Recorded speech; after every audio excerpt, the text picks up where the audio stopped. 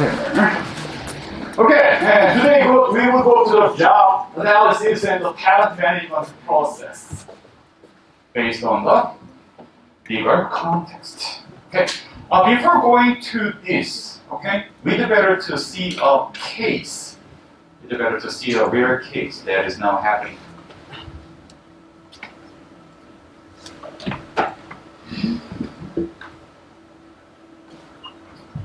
Yeah, 1 second. Date. Good. So, maybe you are familiar with this gigafactory in Shanghai. This is gigafactory in Shanghai. Okay. Please keep in mind what is now happening in the gigafactory and why. Please reason why gigafactory was established in Shanghai, China. In terms of the people management, you will see what the people are doing in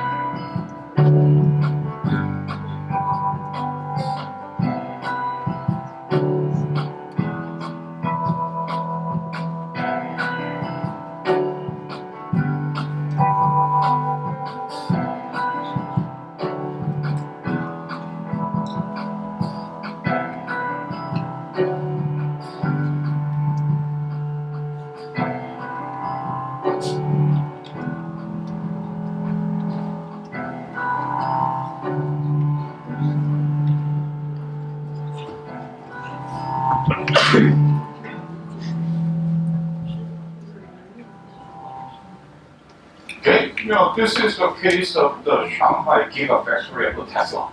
Okay, there is a big difference between the Gigafactory in California and the Gigafactory in China. What is the big difference? Gigafactory in Shanghai has more people. Absolutely. Why? We will talk about that.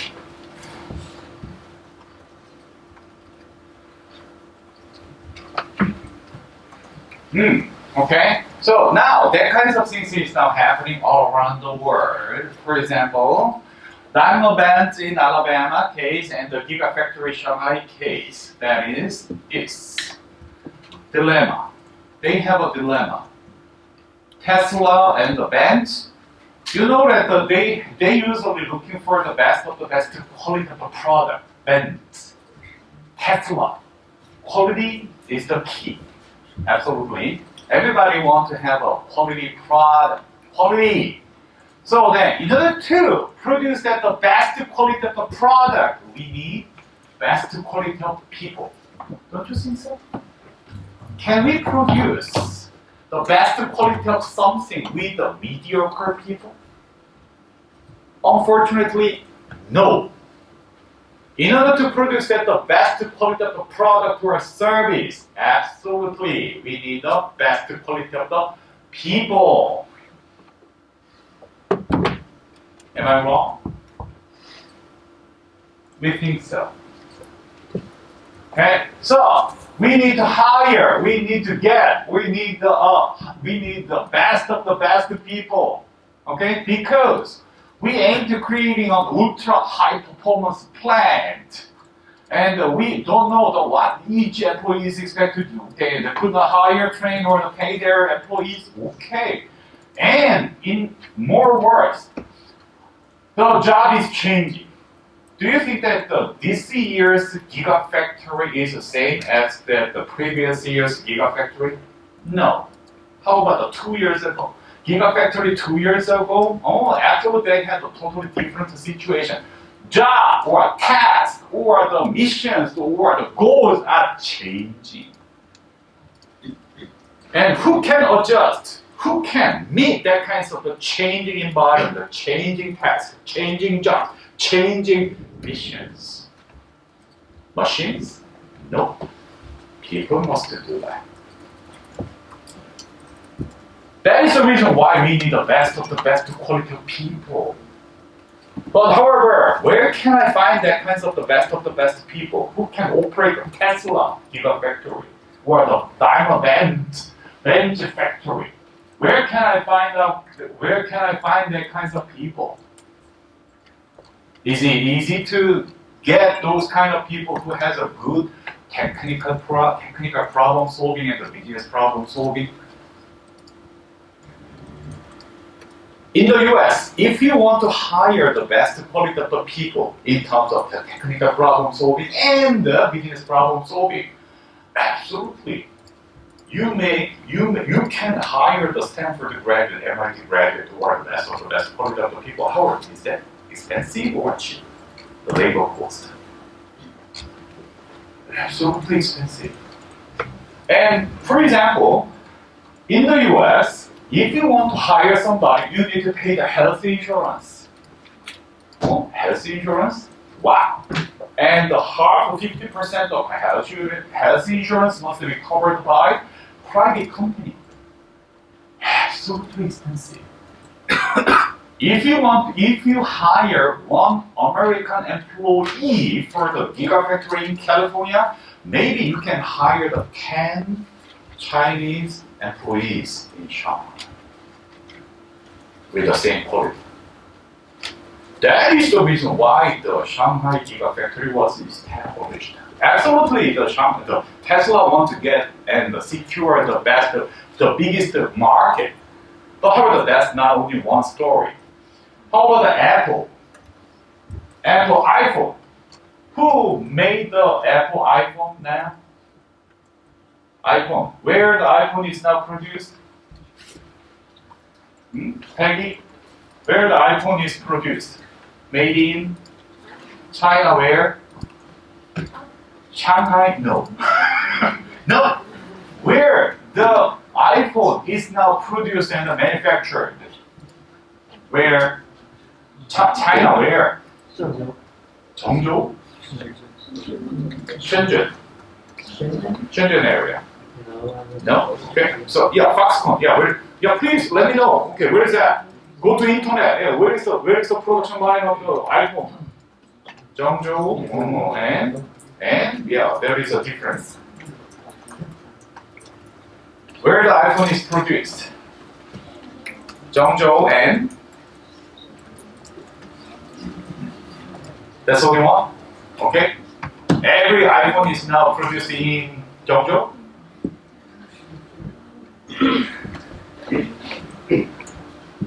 Okay, then here is a question. Why Zhengzhou? Because there is a Foxconn. Whatever, why Foxconn choose that Zhengzhou as a production site? Okay? Originally, not originally, but however, recently, Apple wanted to move out from China, Zhengzhou, to Brazil or India. But they failed. They couldn't. They couldn't go out. Why? Apple could not get out from China. What? Zhengzhou. Why not in Beijing? Why not in Shanghai? Why not in Shenzhen? Why not in Wenzhou? Huh? Low labor cost is one thing. However, okay, that's one. Tax rate is another, probably. But think of the quality of people. Okay, Apple is always looking for the best quality of the product quality.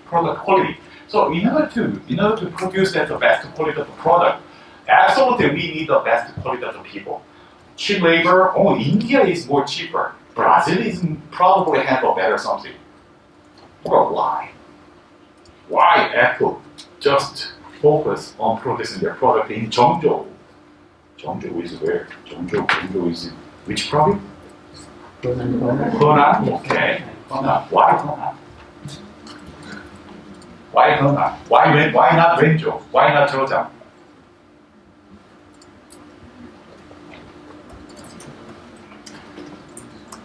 There are a lot of the factors we need to consider to choose the production line. However, one of the most important thing is, okay, we business, we just consider two things. We manage money, we manage people. Managing money, Hunan, okay, probably. Managing people is another very important factor. Yeah, when you have a factory in Hunan, maybe you can recruit a lot of good quality of people all around China, because that's almost center of China.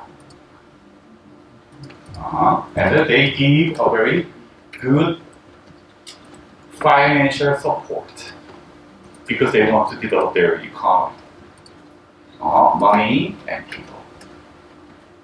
What if that factory is located in the far northeast side of the China? Will you go there? No. And what if that is located in the Shanghai? Can you afford the cost of the living? No. So when we configure the money and people, that will be the best place. And is there any alternative all around the world? Unfortunately, Apple could not find a better alternative than the Zhengzhou. That is the reason why they stayed there. Tesla need a better quality of the people, unfortunately. Okay? So then, how we can secure the best quality of the people? Absolutely, we need to provide the best quality of the life. So then, what if the Tesla Gigafactory is located in the Zhengzhou? Good quality of the engineers and the business problem solvers want to go there?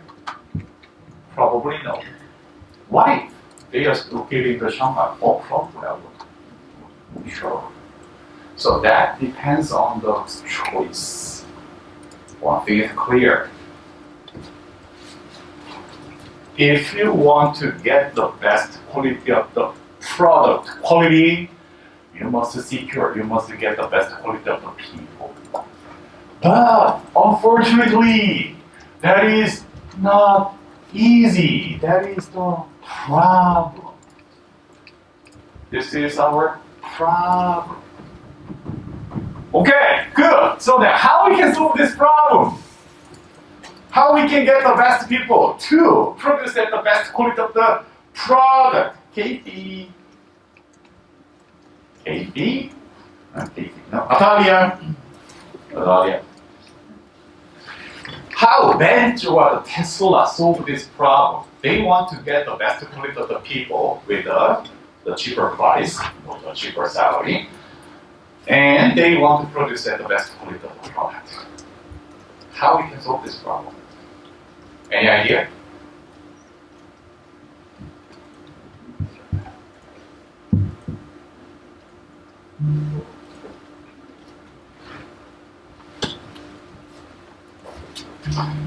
This is one of the most difficult problems in business. Absolutely, people make a business, not money. I think so. Your accounting or the finance teachers may say, okay, so money make a business for Harvard. As an HR professor, I would say, people make a business, not money. If I have right person, I can make a business strategy HR. Whatever. So what is the problem of this? This is the problem. I want to make a business, and then I need the right and just people who can help me. Okay? Or Adalia, unfortunately, how can I find the right and just people to make a business?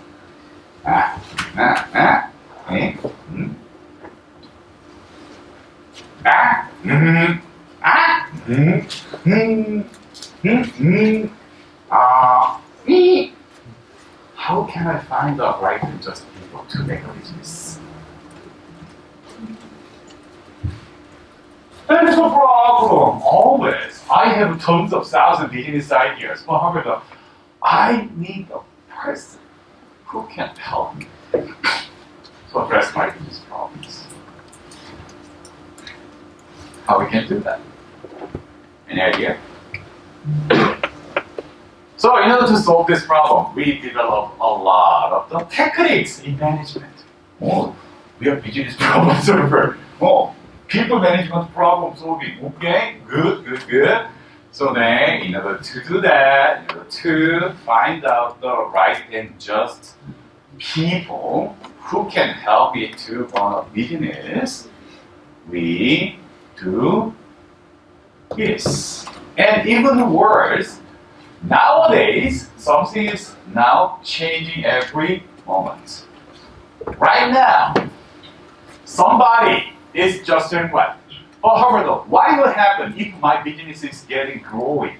What will happen if my business is now getting bigger, better, or getting the change into something? That person is just doing right? No. If they keep saying dynamics of the HR. So, simply saying, getting the right and just person is hitting the moving target. One day, right now, somebody is just right now for me. However, after 2 years, after 1 year, probably not. We need to evolve together. Then, how we can find out and how we can evolve, how we can change, how we can grow together, business and talent. Again,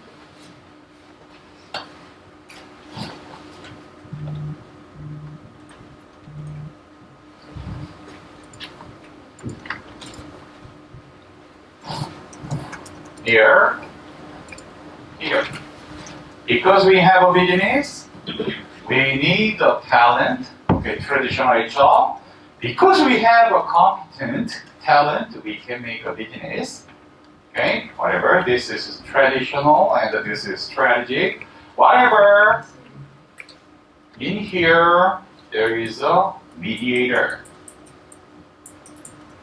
There is a commonality, that is job.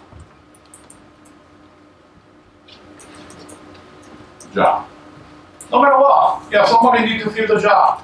And no matter what, business must provide a job that we call job. What kinds of job do you need to fit in? What kinds of people need to get that kinds of job, perform that job? Job. That is a job. Now profession. Okay? Job is task oriented. Profession is your mission. Okay? So in order to identify what kinds of jobs business need to fit in and what kinds of jobs talent can perform, we need to know what kinds of jobs we have. What kinds of jobs we have. In order to solve that problem, what kinds of jobs we have. Okay, in order to identify what kind of jobs we need to fit in, we need to perform, we need to do a research. We need to study, and we need to build up the evidence. We need to create the knowledge. We need to conduct the analysis to define the job. What kinds of jobs do we need? What kinds of jobs business need, and what kinds of jobs the talent must perform?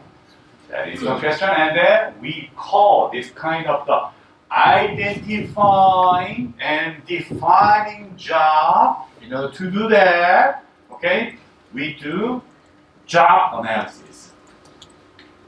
We conduct a job analysis. Okay, so then we will see what is the job analysis. What does that mean, the job analysis?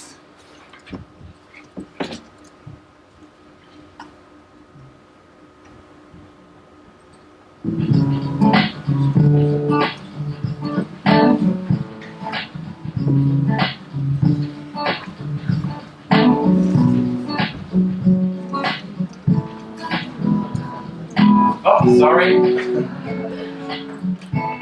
I'm technology. Shut up. Technology. You're playing game. Hey, what?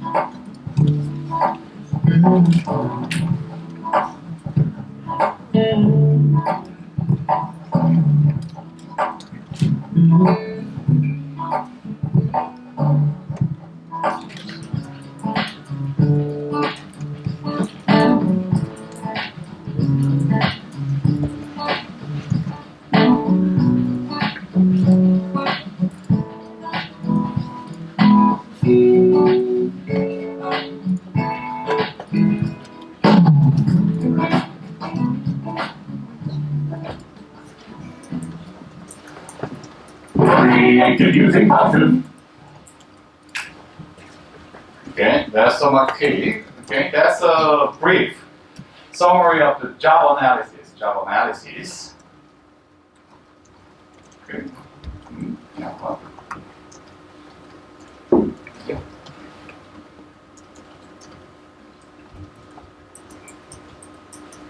So, job analysis is performed in order to define the job. Define the job. Okay, what kinds of jobs we have, and what kinds of people can fill that job. Vacancy. Okay, so that job analysis we perform. Okay, in order to define the job and how we can define the job. And we have three things. We can produce three things to define the job. First one, the job description. Okay, that is usually talking about a task, what kinds of the work must be get done, and the job specification, what kinds of competencies, what kinds of quality of the people must have to perform this job.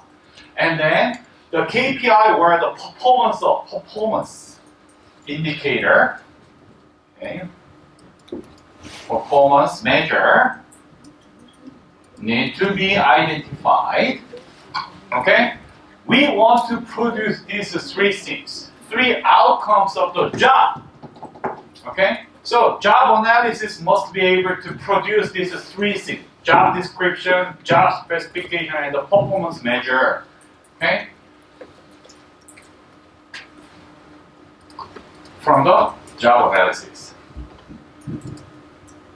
Okay, why? Because we want to define the job. We need to define the job. Because without the definition of the job, without the clear identification of the job, how we can find the best talent? What kinds of business we can do? That is the problem. So that is the reason why we perform the job analysis in order to produce this kind of the job definitions. Job analysis. And this is the general processes of the job analysis. In order to search and get the right and the just people, we need to know who we are and what is the job and job analysis. So first, we decide how to use the information, job analysis, and review the background information, and select the representative position, and analyze the job, and verify the job analysis, and the job description, and the job specification, and the performance measure produced. Okay? Decide how to use the job analysis information. We will talk about it, what kinds of job information we need, and then how we can gather that kinds of the job information. Okay, and then background information, organizer chart, process chart, workflow, and the task. We need to have a very clearly defined task. Okay, and the select representative position, choose a target sample. Okay, what kinds of people do we need? For example, the 4-year college graduate from engineering, which engineering? Chemical, mechanical, electronics, electrics. Analyze the job, write the preliminary job description and the job specification in order to complete that, and verify the job analysis. So what? And ask to the current workers and the supervisors. We need to conduct an interview to get to know what jobs at the field need. Many HR make a mistake. Many HR make a mistake, and that I am arguing about that kinds of things because I was a mechanic, I was an engineer, and whenever I want to say something about it, okay, we need this kind of people at the field, at the work right now, and the HR didn't listen to me. They just stay in the office and they do not listen to the field, and they just make a document and this is our job. What? That job has gone 2 years ago. We don't need that kinds of person anymore. Our job was changed because we applied the new machines, we applied the new tasks, we applied the new technology. That job doesn't exist. But however, the HR, office, they don't listen to us. They just make a box. Whatever. In order to gather the data, we will use a lot of data or information gathering techniques. However, one of the most important things is please listen. Listen to the field. Okay? Yesterday we learned about what is active listening. 2, 2, 3, 10. Eyes, 1 mind. Please listen to the voice of the field. That is the reason why they need to do this. Then job description and the job specification can be defined. confirm a job description, a job specification, and a performance measure, performance indicator. This is a general process of the job analysis. Job analysis. And what is the purpose of the job analysis? In order to define the job. How we can define the job? Throughout producing job description, job specification, performance measure. Okay? Job description is, describe the task. Okay, for example, the professor. Okay, some professor need to teach the operations management. That's a task. We write down job description. Okay, he or she must provide operations management teaching. Something. However, what specific job specification define the quality of the people or the competencies of people? That professor must have a competencies, have a good command in teaching operations management, and she or he must have at least 2 years of the teaching experiences in operations management, MISSC. Specify.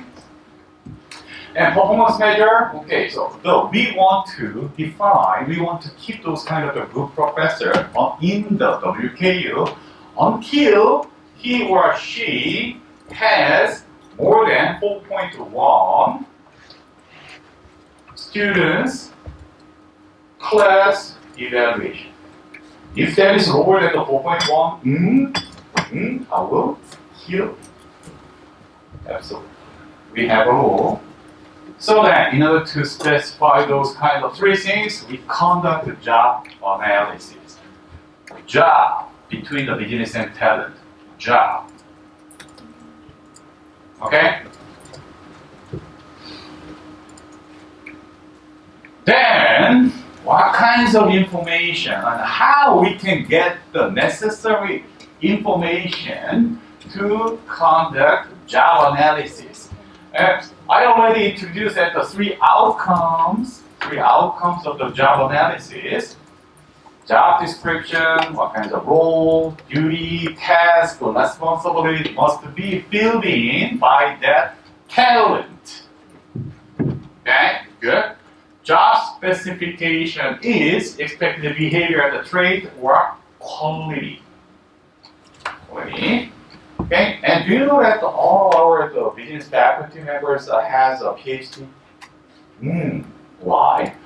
And do you know that in the KUSA, more than 60% of the teachers, instructors do not have the PhD? Really? At the KUSA, more than 60% of the classes are covered by adjunct professors, or the non-tenure track professors, or the so on. They do not have the PhD. Why we have that kinds of difference?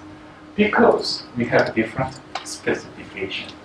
WKU strongly requests for the specification of every teachers must have PhD. No exception. I'm sorry. So that's the reason why we use the paper. According to the job specification, we can define the quality of the people. Okay? So even though there are lots of the good professors or teachers, if they do not have a PhD, we can hire in WK. But they can get a job at the KUSA because they have a different job specification. Okay? Good. And the performance objective, performance indicator, performance measures, what they need to perform. The teaching evaluation at least 4.1. That's clear. Not easy, but not easy to achieve. And what will happen if somebody do not perform well? If somebody or teacher is continually failing in get a high grade of the student's feedback, trouble. I'm sorry. That's the reason why we lost a few number of the professors. Also, who made a number? Our students. Our students. Yeah, your feedback will matter. Okay? Your feedback is really matter. We consider that. We have a rule that is performance objectives. If somebody has lower than the 4.1 student's grade, student's evaluation, I'm watching. I'm watching. We give a warning, we give a chance to improvement. However, if that doesn't get better, what can we do? Right? Okay, that's the product. That's the end product of the job analysis in order to produce this kind of the job, this kind of the outcomes. We conduct job analysis. In order to conduct the job analysis, we need data input. Data input. How we can create numbers, how we can create the data. You learned about the statistics. However, statistics is just a simple, something small part of the data gathering. Okay? And we have more. We have much more activities and the ways of the collecting and creating data. And more, okay? I will give an example. Interview. Listen. Okay? So, we need to listen to the field. We need to listen to the engineers. We need to listen to the managers. We need to listen to the workers. What kinds of jobs they need. What kinds of people they need. So that one of the most important data gathering process or the technique is, please listen. But many times, HR experts do not listen. It's the biggest dilemma in our field, in the HR field. I don't know why, but however. Anyway, interview is one. However, do you know that in order to conduct the interview, you need to prepare a lot of things. Is there anybody? Did you conduct any interview before? Interview? You learned about how to conduct the interview at the communication class. Okay, Serena. You learned about how to conduct the interview at the communication class, right? Yeah. Okay, so what is the most important thing to do the interview? What do you need? Show your personality. Show my personality? Show your skill. Show my skill? And be confident. Be confident? No. I'm asking what you need to do the very productive interview. What we need? What you need? What is the fundamental things to do the interview? Josie, what is the necessary thing? What is the mandatory? What is the best? What is the thing we need to have in order to interview somebody? Oh, you know that at the communication class. Everybody complete the communication class, right? You learned about how to conduct the interview. Okay, what is the necessary things? What is the most important thing to prepare the interview?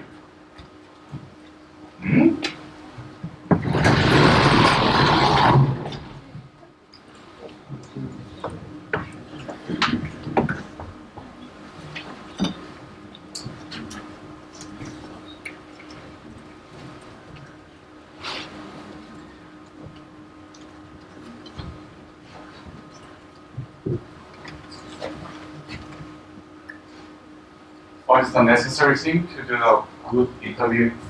What your introduction to ourselves?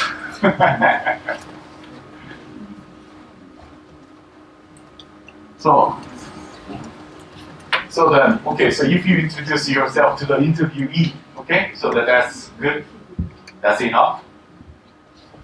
Okay, so let's change the position. What the interviewees need to tell something. Distinction. Pardon? Distinction. Distinction? Distinction? What distinction? Distinction from Your unique value. probably unique value. Okay, so in order to draw that kinds of the unique or different values or different understanding, different data. Okay, so how we can draw them?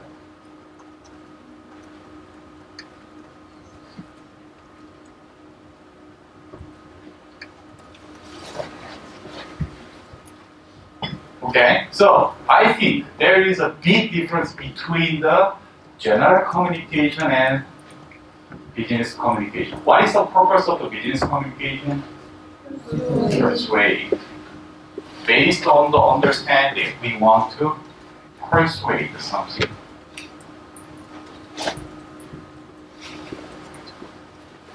In order to persuade somebody, we need the evidence.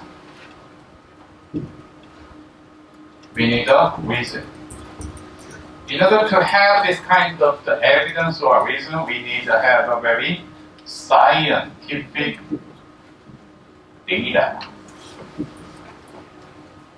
Interestingly, scientific data from the qualitative something, okay, that is a qualitative data.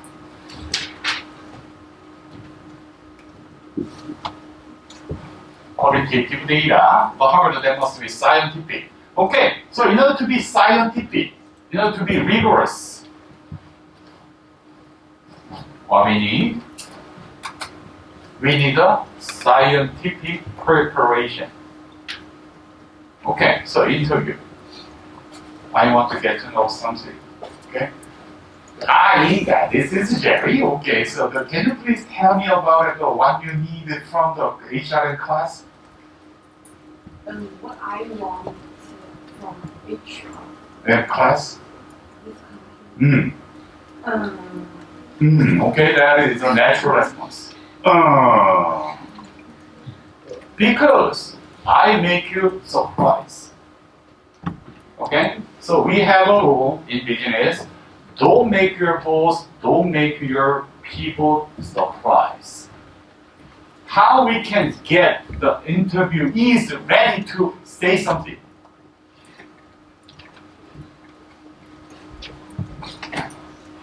How we can get the interviewees ready to say something?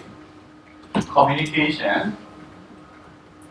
We need to let interviewees know what I will be asking. We define those kind of things in the interview protocol. You must prepare this. Please clarify your purpose of the interview. Please clarify your what will you ask questions, and then data management, and then ways of the interview, time, place, and this kind of the protocol, interview protocol must be how many pages? 1 page.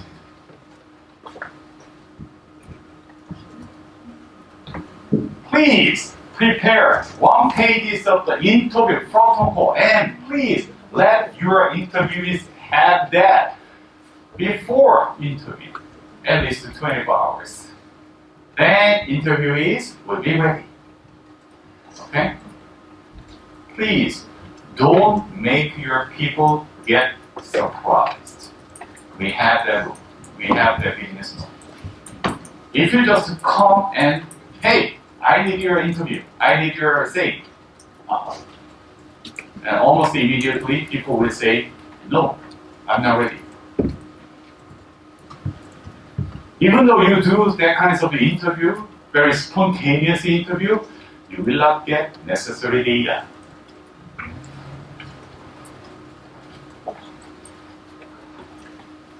Interview is one of the most powerful tools to collect the data, to get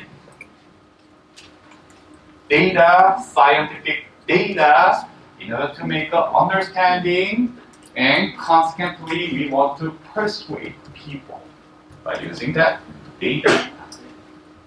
In order to create the scientific data, understanding, persuasive evidences, we need to get prepared. We need to prepare scientific interview protocol. Please, don't make your people surprised. Please make people get ready. That is the process of the planning. What is the 5 functions of the management? Planning, leading, organizing, staffing,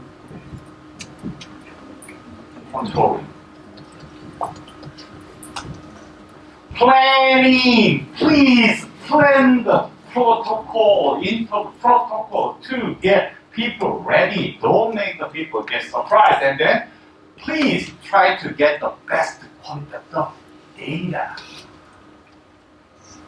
In order to get the best quality of data, we must get ready and then we must use that kind of scientific approach. Because business communication has a very clear purpose. Chief or chat, general communication, oh yeah, that's their work. That's their work. Well, I want to make a business. I'm a business problem solver.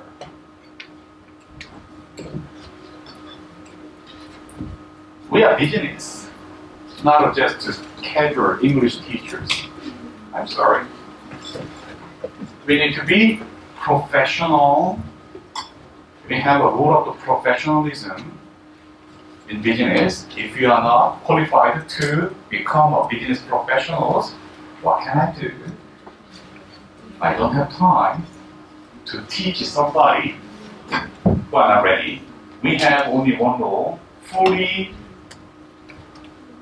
prepared, ready adult only. Okay, that's the interview.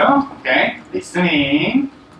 This is one of the best way to identify, to produce the best quality of the job description, job specification, and the performance measures. Okay, good. That's the interview. And questionnaire. You are familiar with the survey. Survey. Okay, so survey. I don't want to replicate that again. Survey. However, in order to complete, in order to collect the best quality of the data from the survey, you need to be very careful. You do better to use that already proven or reliable questionnaire. You don't need to produce your own data. You don't need to produce your own questionnaire. You can find tons of thousands of questionnaires that's already proven. Okay? You do better to use the already proven questionnaire. Don't try to build up your own questionnaire. It takes around 10 years to prove a certain questionnaire is reliable and safe and good. So, personally, I would like to suggest to you, please try to find out the best quality of the questionnaire. Don't try to make it. You don't need to make it. And then, if you make it, you need to prove it, but it takes around at least 10 years. Like that. Okay? How you can prove your questionnaires capture the right data? We call that is a data validity and the data reliability. Can you prove that? No, it takes at least 3 or 4 years to test it. Please try to identify that. And observation. Observation is really observing people's behavior. And this is quite popular in the assessment center. We will see that.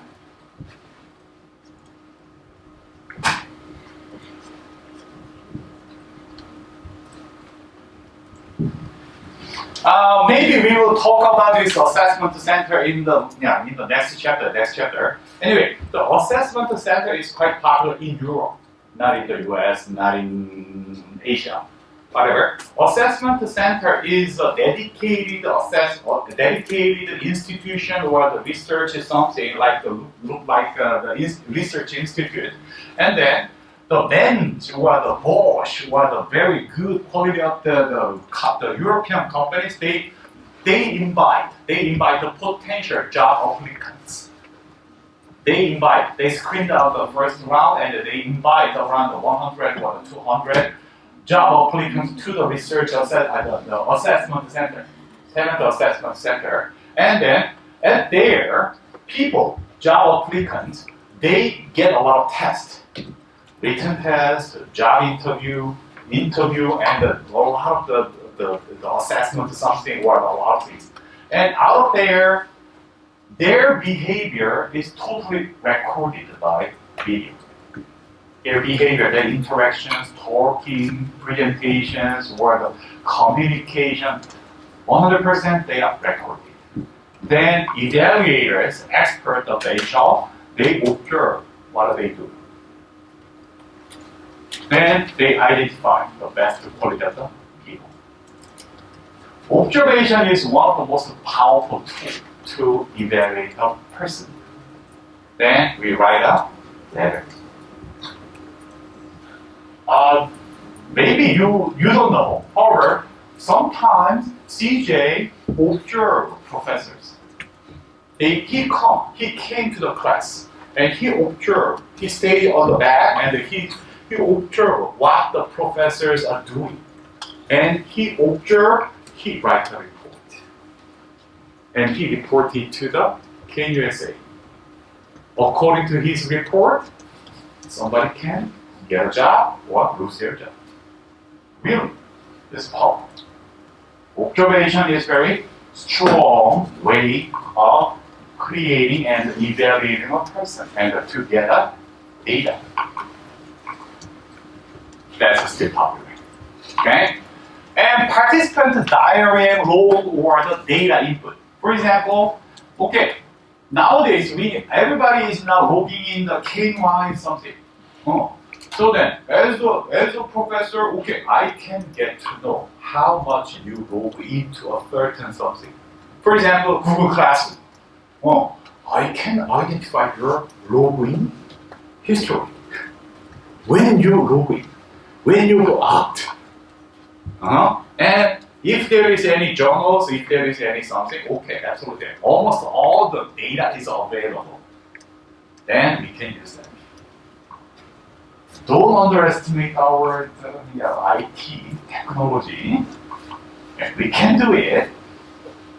Okay? And the quantitative job analysis, like the business analysis or the people analysis. This is some of more newly emerging techniques. Okay, we call that as a people analytics. And many create a lot of different data. Okay, at the workplace. In the workplace, you use computer, you use a mobile, you use a lot of things, and that is totally networked. So then, absolutely, we can find out that we can get those kind of we can get those kinds of you created data. Then we identify, we can use that kind of the data in order to analyze your behavior, your capability, your competency, your tendency, and your personality. We call that as a people analytics. We can do it. People analytics is now emerging because we create tons of thousands data. We use that data. Okay, and the electronic job analysis, for example, when you go to the LinkedIn, you input your own capability or the competence or something. Are you using the LinkedIn? LinkedIn? No? LinkedIn? LinkedIn? Okay, so now, if somebody wants to get a job, okay, so we use the LinkedIn. Whatever. LinkedIn, electronic job analysis.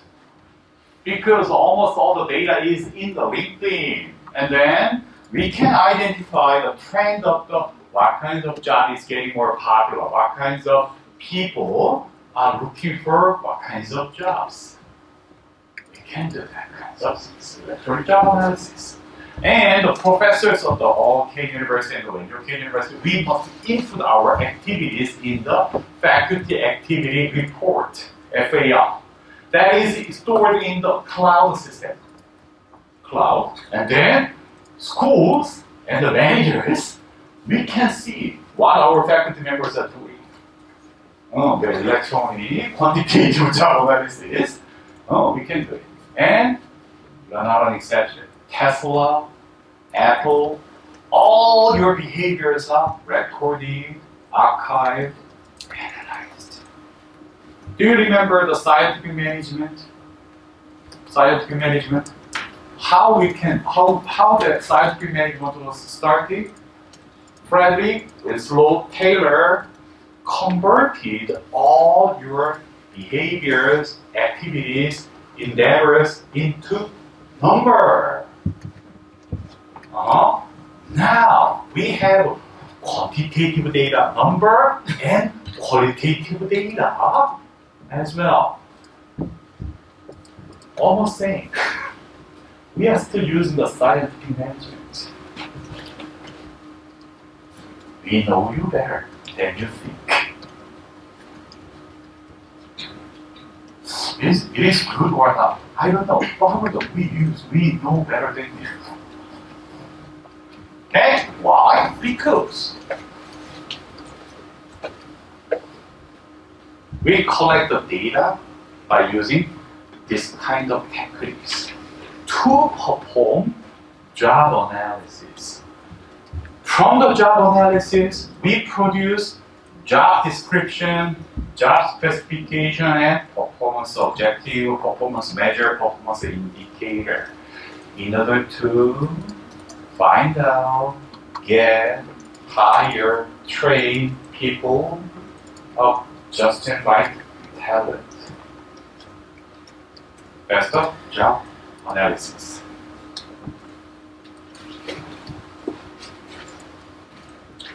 Okay, good. And then before having a break, maybe you remember the hierarchy of the knowing. Hierarchy of knowing. Remember that?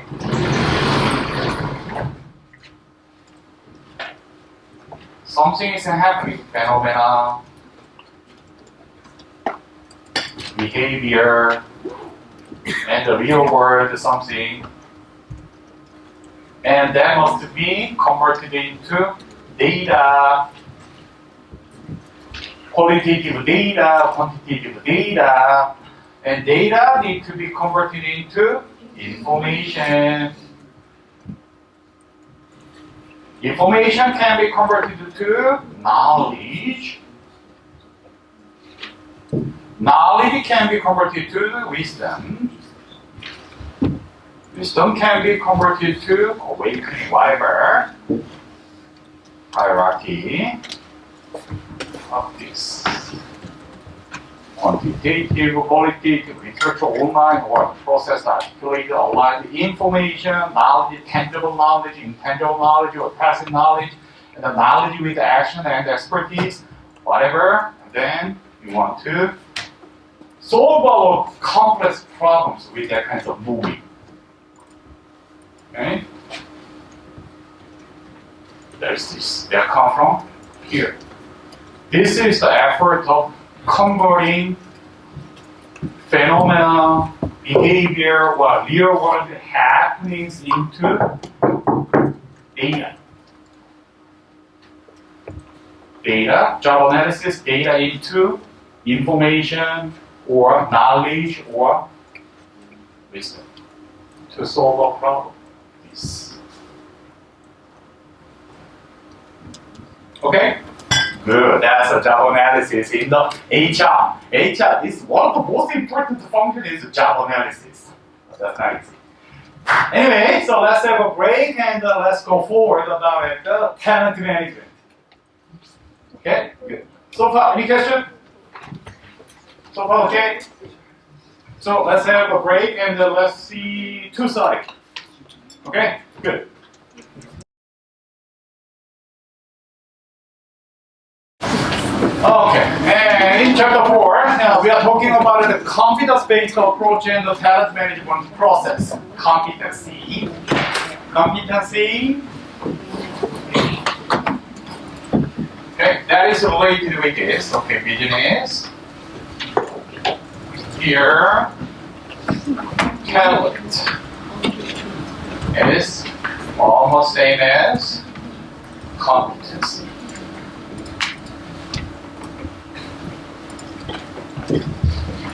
Okay, and then business talent between here, that is job. Whatever. Vivian, what is competency? How we can define the competency? A long story short, knowledge,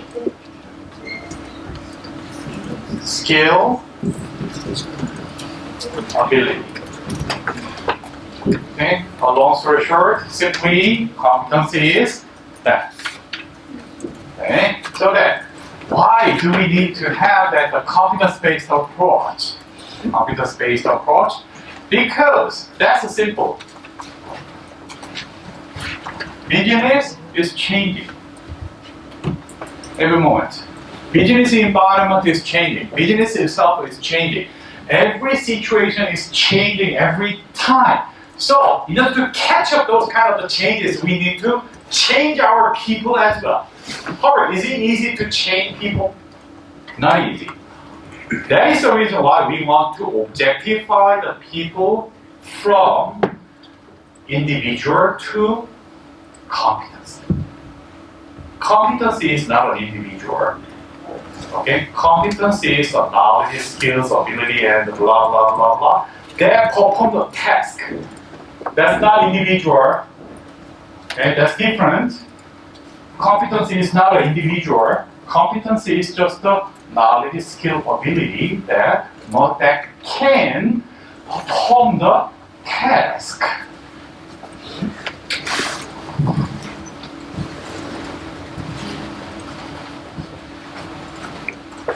That's an individual. Okay. We will see. Competence-based approach. Okay. Why we create the competence-based approach? Because we have this kind of a situation. Business environment is changing according to, we change our work nature from the individual task or the personal task to the team or collaborative work, and the multi-jobs, multi-skills. Okay, so in order to solve the technical problems at the Tesla, do we need to know the electronics? Yes. Do we need to know that the mechanical engineer? Yes. Do we need to know that the electric engineer? Yes. Do we need to know that the software? Yes. We need a lot of different skills to address that problem. However, can we train the people having the mechanical engineer, electric engineer, electronic engineer, chemical engineer, and the software engineer at the same time? It takes more than 20 years. Can we do it? No. Individuals, we can't. However, competency, ability, capability of performing that job, probably possible. Okay? Continual job changes. Absolutely, that changes according to business, according to the talent. Okay? And the pro-10 career, absolutely. I was an engineer at the box. What am I doing now? Teacher. I bet, according to statistics, most recent statistics, you will have 7 different jobs throughout your whole professional career. According to statistics. Probably more bigger numbers. But right now, according to statistics, we performed the HR. We conduct our research, and according to our most recent research, our younger generation, MG, millennials, and the G generation, you will have more than 7 different jobs. Okay, I was a mechanical engineer, product manager, project manager, and I was an MBA and business consultant for the large manufacturing company, and I was working as a contents management consultant. I was working at a financial institutions, and I quit my that kinds of business consulting job, and I came to the University of Illinois, and then there I established a social entrepreneurship, social enterprise, and then I was starting my career at the teaching at the KUSA. I am now teaching something in WKU. Well, 7 or 8 different jobs. Oh yeah, absolutely, that's natural. Yeah, one of our students will have a good example, and he was a finance student. He came to here as a finance student, and however, he was very interested in the sports sports, and he trained himself. He conducted, and he got the internship job at a few number of the sports clubs. Where is that? Chongqing? Yeah, Chongqing area somewhere. Okay. And he completed a few number of the internship jobs at the sports clubs, like the football club or the volleyball or tennis something. And he went to the University of Michigan to study about the sports management. Oh, management. Oh, sports management is a management. And there is art management as well, right? And he completed his master's in the sport management at the University of Michigan, and he came back to the Shanghai, and he is now working as a sports agent. And he worked for the professional football player, and however, he is now moving to another company. And for a while, he is now doing some managerial work in a large insurance company now. And he is now looking for a job in another company. Natural. But however, one thing is clear. He is always solve the business problems, increasing revenue, decreasing cost. That's his profession. No matter what, he solved his business problem. Okay, because of that, we call that as a pro-10 career. We change our jobs and the careers frequently. Sometimes do educator, manager, engineer, software developer, business analyst, or a banker, blah, blah, blah. We call that is a pro-10 career. That's changing over time. Are you ready to change your job? Well, absolutely. Job is changing, but your profession will not be changing. You are always solve business problems. Okay. Because of this kind of the dynamics, we need to have a competency model. That is adjusting, that is changing, that is varying, that is adapting to the changes. Because this is not person. This is a skill set, this is a knowledge, this is ability, this is a composition of this kind of the capability. Okay? Absolutely. And the interestingly, competence-based model was introduced and proposed by US schools, US, whatever. And particularly, that competence model was developed and introduced by a school, University of Illinois at Urbana-Champaign, HRM. We developed that competence-based program around 30 years ago. Our professors and our researchers, we developed a competence-based approach, and then we researched, we studied, and we spread out that kinds of idea around the world. I come from there. Whatever.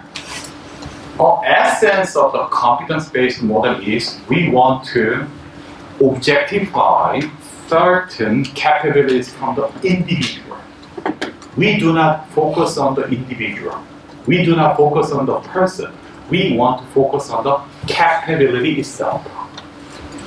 regardless of your individual differences, personality, or the characteristics, or your age or something, we focus on your certain capability.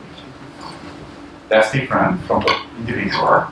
Okay? So then, we define a certain competencies. And yeah, originally that was composed with this kind of foundational competence like this, and there must be the meta level, meta skill set, I will show that more. Okay, meta, and there is a foundational competencies like a personal competence, interpersonal competence, and the HR or the business related technical competencies. Okay, and knowledge and expert HR practice something. Okay, that is more taxing knowledge, and then the role-based approach is that the line function, step function, whatever. According to your situation, according to the differences of the task, you must be able to perform this kind of the roles with these specialties or expertise. This is expertise based on this kind of the basic, fundamental knowledge, skill, and ability. And in order to unleash this kind of the potential, you must have meta-analysis, meta capability. That is and then we compose this kind of all capability as the name of competency. We define this as a competency. Competency, competitive advantage, competition, all right, that's the same. That has the same root. Why we define that as a competency? Because we want to win without fighting. How to win without fighting? By the competitive advantage. How we can exercise, how we can unleash, how we can use the competitive advantage? Only those who has a competency can do that. That's the reason why we define, why we name that as those kind of capability as competence. So then, we focus on this kind of capability, not individual. Okay? So then, we continually change this kind of the competency model according to different job, different situation, different industry, different something. Okay? That is an advantage, essence of competence-based approach. So what is the biggest advantage of the competence-based approach? Dynamic. It's changing. It's adaptable according to the situation.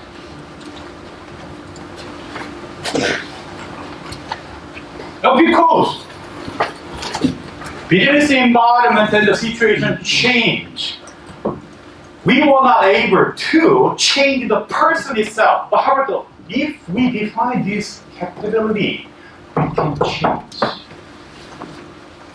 That is not a people, that is not a person itself. Okay? That's a competence-based approach. Good. And then more simply, I introduced that the KSAO, technical skills, social skills, conceptual skills, technical skills here, social skills, and concept. That's changing according to the situation, according to the position, according to your roles. That kinds of things, simple, but however, competency model can give us a more integrative understandings. Okay, good. And then your approaches to the HRM, the multiple capital approach. Can I have do I have enough time to talk about this? I'm not sure.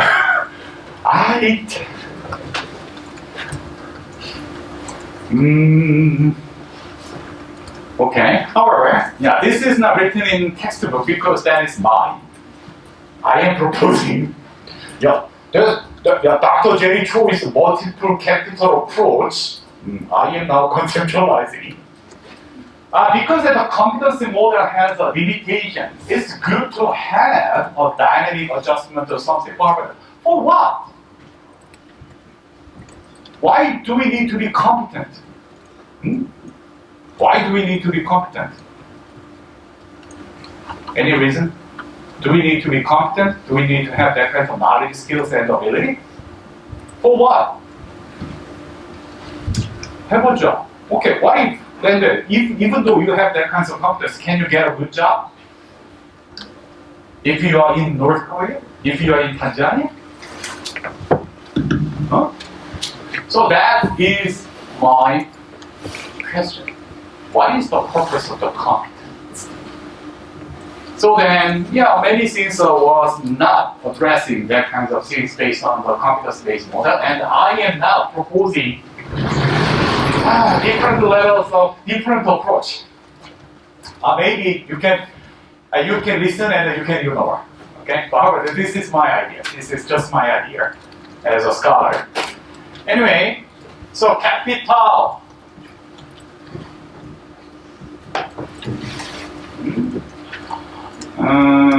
Where is okay? Sylvia, what is capital? Simply, what is capital? This is money. Okay. Do you like money? Do you want to have more money?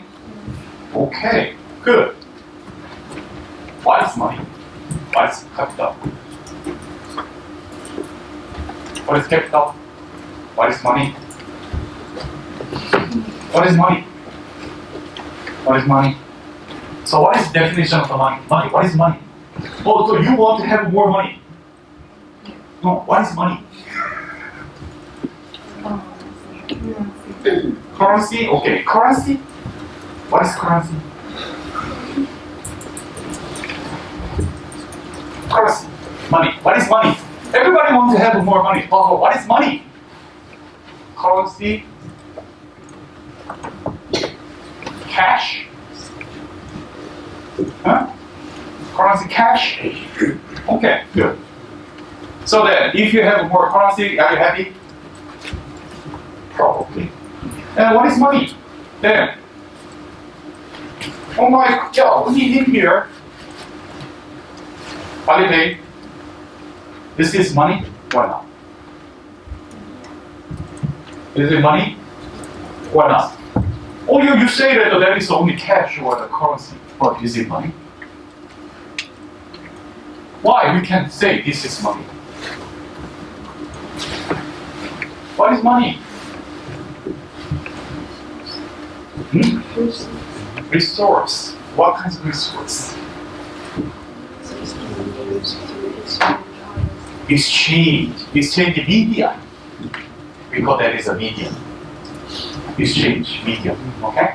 So money can be exchangeable something. Okay. So then, if we can exchange something, and if we can have the currency, if we have that kinds of things, and if we have on the online, and can we say that is money? Okay. So we talk. We researched, we studied a lot about the money since the Karl Marx. Karl Marx wrote a book of the Das Kapital. And according to Karl Marx, what is the definition of the money? Capital. What is capital according to Karl Marx? Huh? Karl Marx. Karl Marx. According to his book of the Das Kapital, what is capital? What is capital, according to him? Huh? What is the definition of the capital according to Karl Marx? Well, that's a fundamental source of that's the start of the communism or the socialism. What the hell is the capital according to Karl Marx? Why we have a socialism because of that? What is the foundation of that? What is capital? You know that I come from the evilest capitalistic country. I was in South Korea, Germany, or the US, so I don't know much about it. Yeah, that kinds of things. Communism, I don't know. Socialism, I don't know. And Karl Marx, I don't know. Winnie Lu. Yeah. What is capital according to Karl Marx? Can you teach me? I see. It is used to operate the business. Karl Marx? He was an economist. So the money or capital is business? Used to operate. No, I'm asking about the definition. What is money according to the Karl Marx? Oh, neighbor?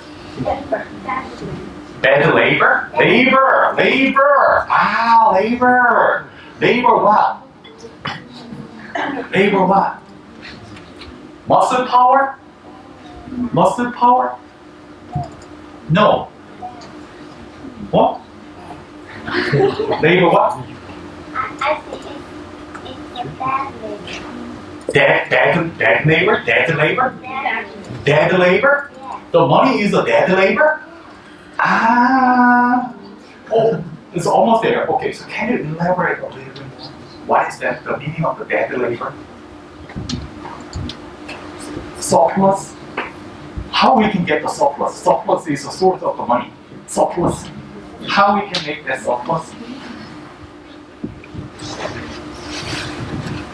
From the labor. How we can create this surplus money? Extra something. Labor. Labor what? Labor what? Muscle power? Capability of something? No, not muscle power. Labor. Labor what? Startup? Store the top. Store the no. How we can store the labor? Yes. According to the definition. How we can store the labor? Employee what? Employment what? Labor time. Okay, for example, every day somebody can work 8 hours. However, if you make the people work like 10 hours, 2 hours is your capitalist ownership.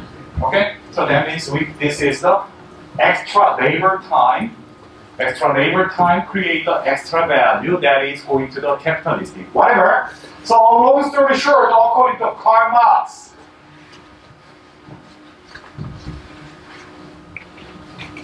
time is money.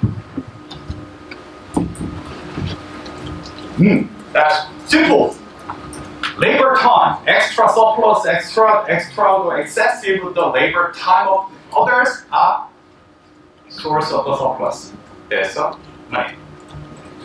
Labor time, make sense? Okay. Time is money, according to Karl Marx. And since then, we studied more about it. What the hell is the capital? What the hell is the money? Okay? Somebody say currency, somebody says blah, blah, blah, blah. Okay? And now we have 7 different types of the definition of the money. And since then, there's a Karl Marx, and absolutely currency or any kinds of the financial capital is the money. Financial capital. Right?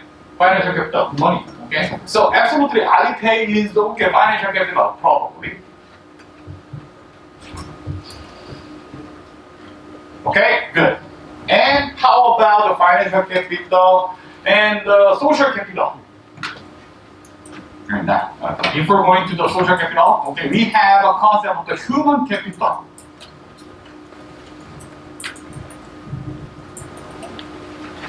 Human capital.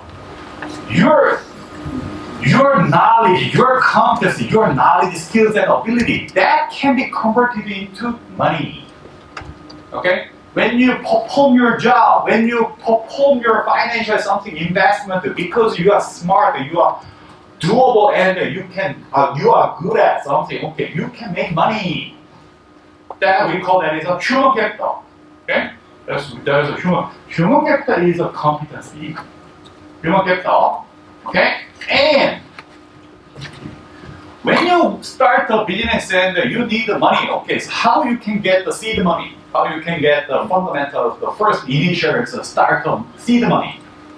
From your bank? Okay, so then for example, you want to start, you have a very good idea. And then you are now going to the bank and then, hey bank, I want to get this amount of money, 1 million RMB, because I want to start the business. What will happen?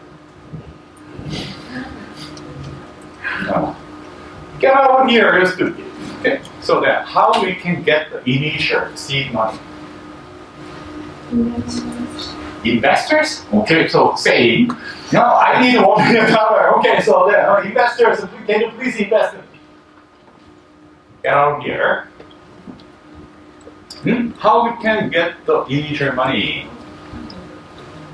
We usually get the money from the 4 F's. Okay. 4F. 4 fools. I cannot remember. Fool, friend. Your father and mother. And the fools. Like a stupid professor. Hey professor, I have a great idea. Can you please let me have $1,000? Oh yeah, sure, please. Why not? And plus, I cannot remember one more. Okay, so that's stupid guys. And they are all your acquaintance. We call that is a social capital.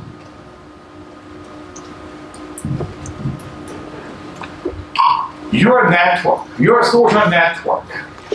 Okay, your social network is your money. That is the reason why a lot of people want to go to Harvard MBA. Once you go to the Harvard MBA, the purpose of going to the Harvard MBA is to learn something new? No, to build a network. That's the purpose of the MBA. Social capital. Money comes from people. For example, if you want to get a job or if you want to start a business for the content making or something, maybe you know me. Fortunately or unfortunately, I know somebody in the content business in Korea because I was working at there. Probably I can connect you with the BTS or the singers, Kim Jong-kook. That's good. I can do that. Twice, probably. Not easy, but yeah, probably. Why not? Because I have a few number of network. That's how we work in business. We call that is a social capital. Okay? A strong tie, weak tie, whatever. Social capital is one thing. Social capital. Okay, good. Oh, you have a financial money, human capability, and the social capital. But how about the life? You have no will to work. You have no motivation to work. People work, even though you don't have any motivation to work. Nowadays there is a social problem of something like a pindudu? Whatever, okay. So they may have a financial something what the human capital and the social capital, but why they do not work? Because they have no motivation. That's a psychological problem. We call that is a psychological capital.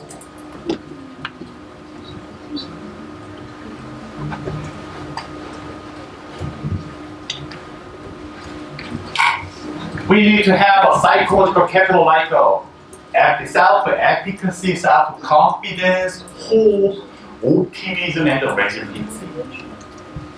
Okay? We call that is a psychological capital. And life. You have all these kind of things, and you want to work. Oh, I'm ready to work. But how you have a cancer? Health. Oh yeah, absolutely. Physiological capital. Logical.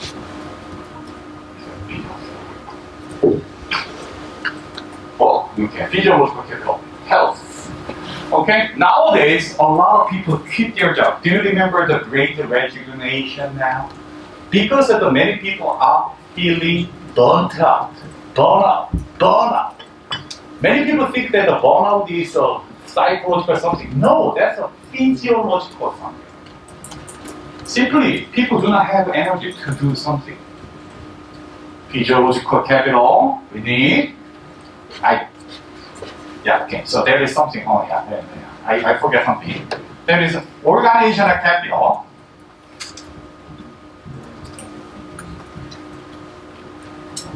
capital.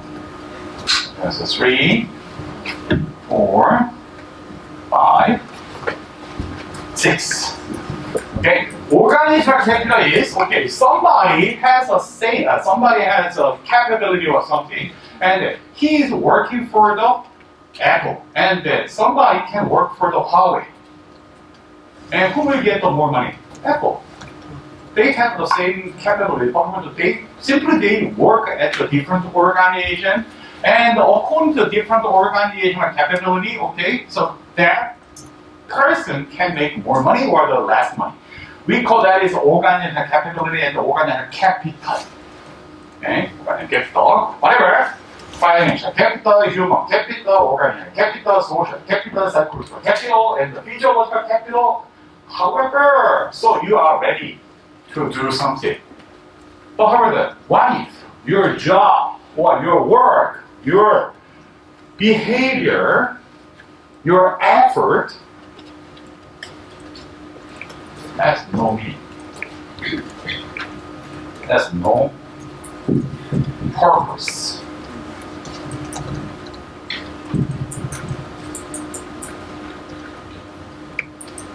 Oh yeah, many millionaires, billionaires, they have a lot of money, they are capable, they are healthy, they okay, absolutely. But however, many billionaires or millionaires who are rich made a lot of trouble, drug, crime, bad behavior.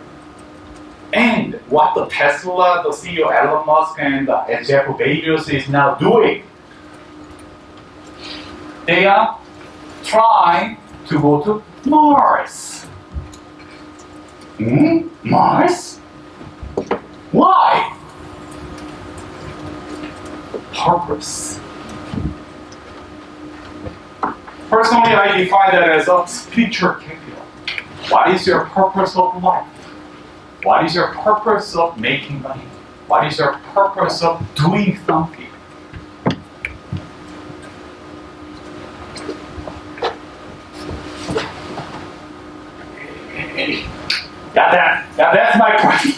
That's my personal something. And I'm writing a book for this multiplicative or something. I don't know if that's working or not. However, from our research in the field of the human resource management and the management, personal management, and we developed this kind of the different concept of the capital since the Karl Marx definition of the time is money.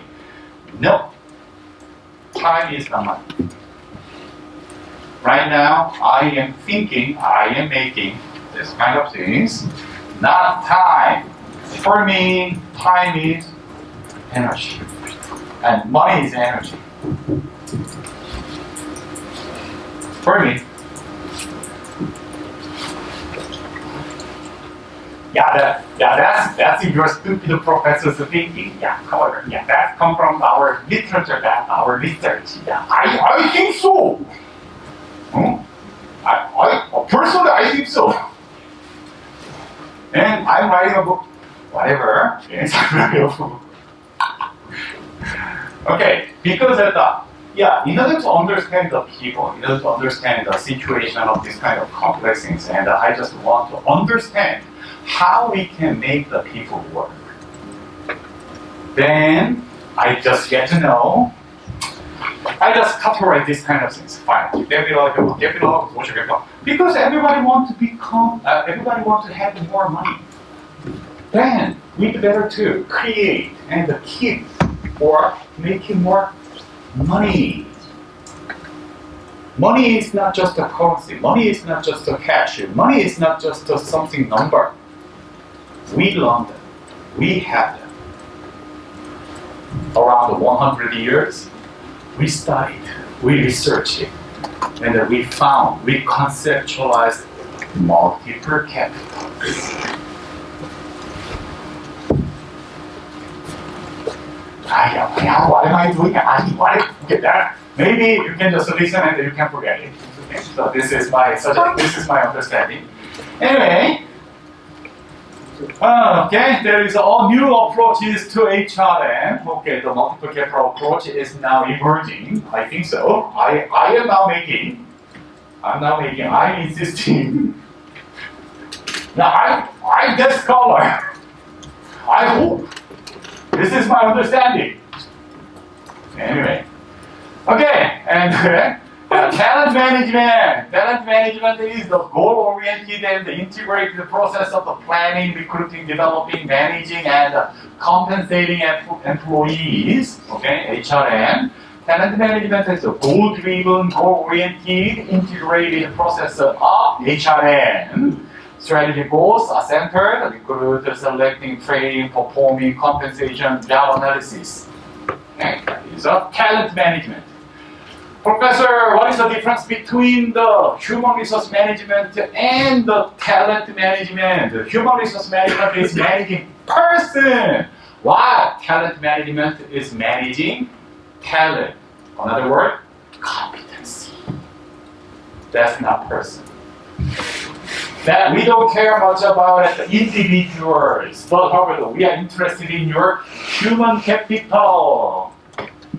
Okay, all this kind of human resource management from the US is based on the human capital. We can treat the people like money. Oh, absolutely. Germans, Europeans, Eurasians, China, Korea, Japan, we hate that concept. Human is money. Well, do you think that the human can be a money? Human need to be treated as a money in human capital? Do you think so? What do you think so? Do we need to treat the people like money? No. No, always. Oh, it depends. Okay? If you say no, maybe you believe it. Human is human. Human cannot be replaced by money or other things. That's a Euro-Asian model. We believe human must be a human. Okay? That's a Euro-Asian model. Absolutely. If you believe human can be a money, we have a fundamental assumption. Human is a precious something. Money is precious, you know. Everybody wants to have more money. That means we want to have a certain type of people. We respect the people as like money. If you love your money, you can love your people. Really, that's Anglo-American model. UK or US, we think so. Euro-Asian model, Germans, they really hate the terms of the human capital, human resource, because they believe that the human cannot be replaced by the resource or the money. Huh? Really? It depends. We have two different paradigms. Okay, both are okay. But however, we better to understand what's the difference. In the US, I am teaching the American something. Okay, I'm sorry. But however, I come from the German heritage. Okay? I know that talent management or the competence-based model is we treat the human as important asset, money, resource. Then we manage human capital, not individual. Okay. Okay, and then there is a HR scorecard that is introduced by the Gary Becker and Husserl, and these two guys, labor economists, and they propose that the concept of the human capital. Because that we must treat the people like a capability, very important resource or the money. We need to handle them carefully. Yeah, that comes from the balanced scorecard, HR system, the centered in the goals or something, and then we need to have a 4 element, compensation, alignment, high performance, and the personnel. We make a balance of the human capital. 무심, again, 무심, 5 element, 무심, whatever. A long story short, human capital approach, or a competence-based approach, is treating people as very important asset.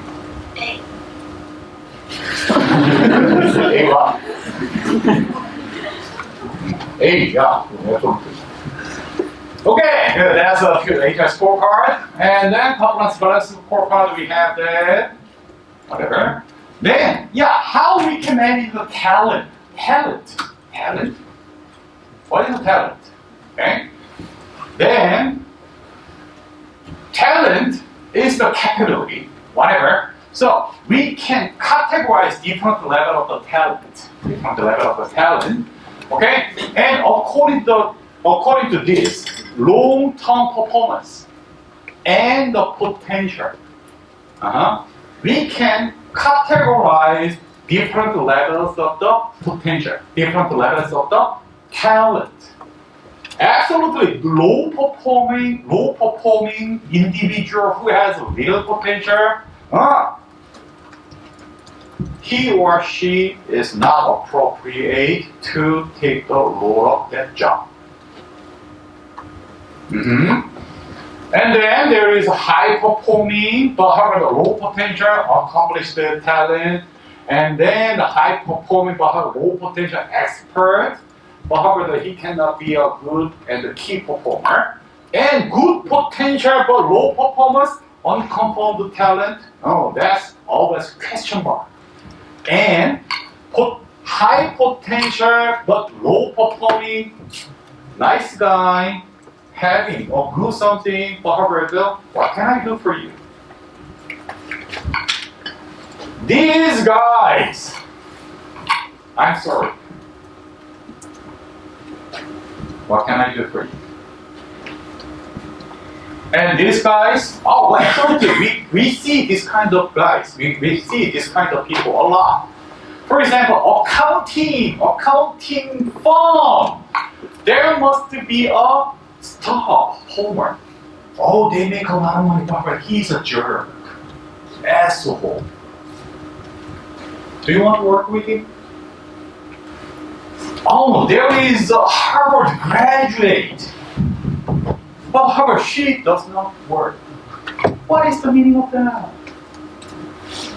Okay, unfortunately, we can't categorize this kind of the unnecessary talent, whatever, and we can have high potential. We categorize this kind of the talent as high potential, okay?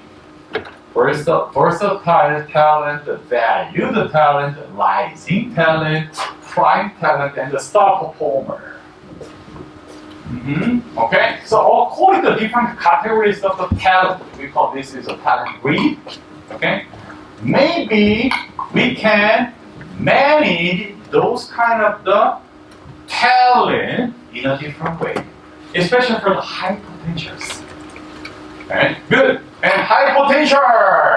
What is the high potential and how we can manage those high potentials? Here is an example. Wait. High potential. Yeah, okay. Wait, shut up. Yeah. Stop.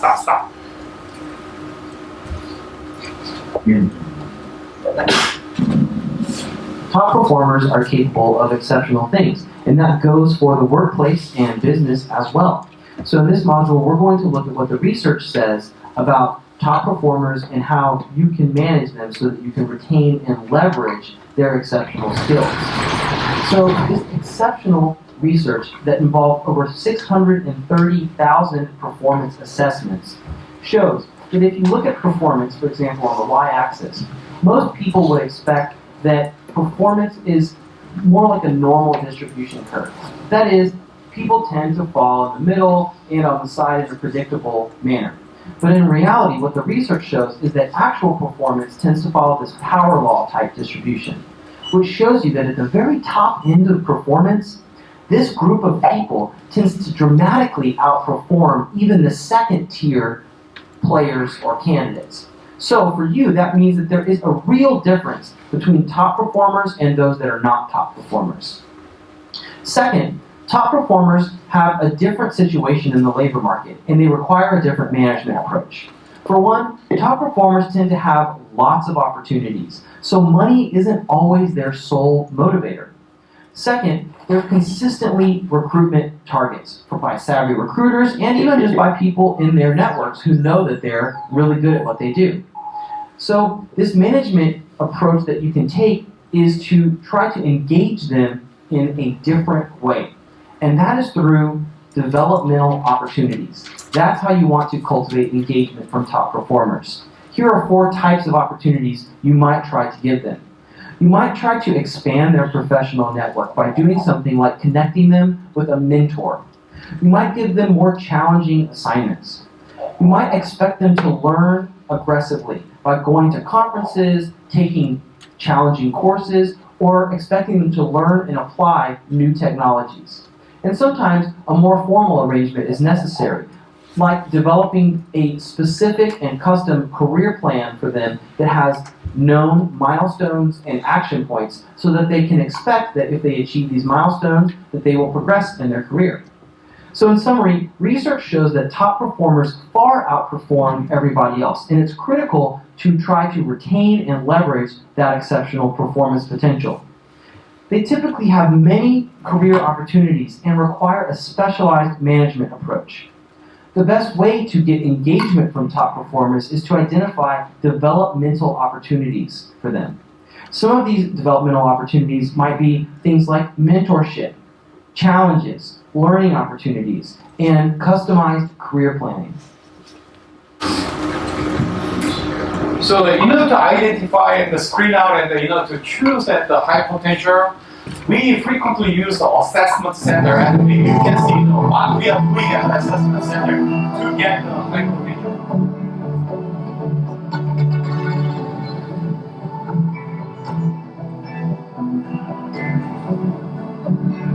Yeah, you must get an invitation to the assessment center.